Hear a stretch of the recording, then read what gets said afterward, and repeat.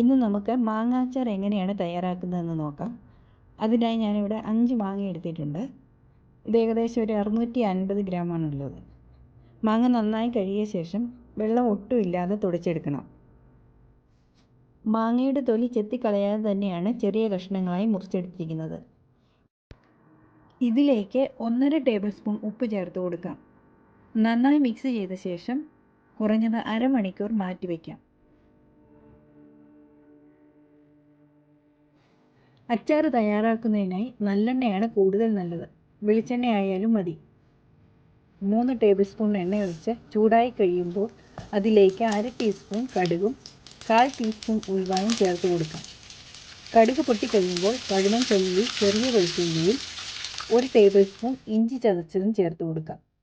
വലിയ വെളുത്തുള്ളി ആണെങ്കിൽ 8 എണ്ണം മതിയാകും.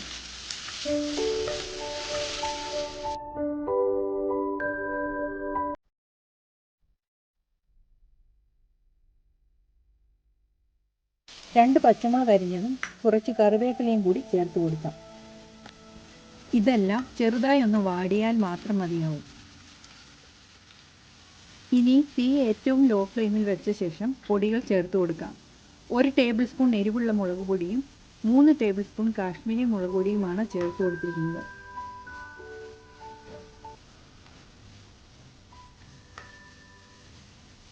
കാൽ ടീസ്പൂൺ മഞ്ഞൾപ്പൊടി കൂടി ചേർത്ത് കൊടുക്കാം.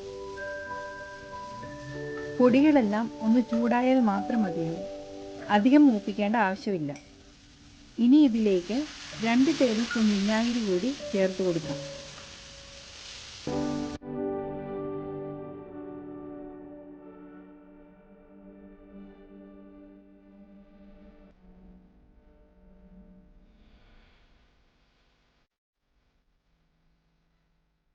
ഇനി കടുകും ഉലുവയും ചെറുതായി ഒന്ന് ചൂടാക്കി തരിതരിപ്പായി പൊടിച്ചത് 1 ടീസ്പൂൺ ചേർത്ത് കൊടുക്കാം.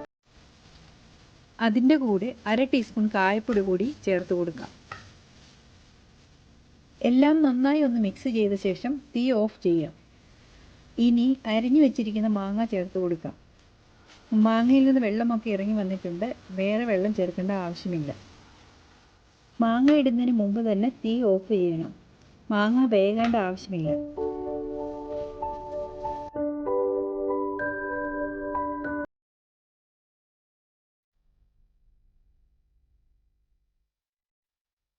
നന്നായി മിക്സ് ചെയ്ത ശേഷം ഇതിലേക്ക് 1 ടേബിൾ സ്പൂൺ പഞ്ചസാര കൂടി ചേർത്ത് കൊടുക്കാം.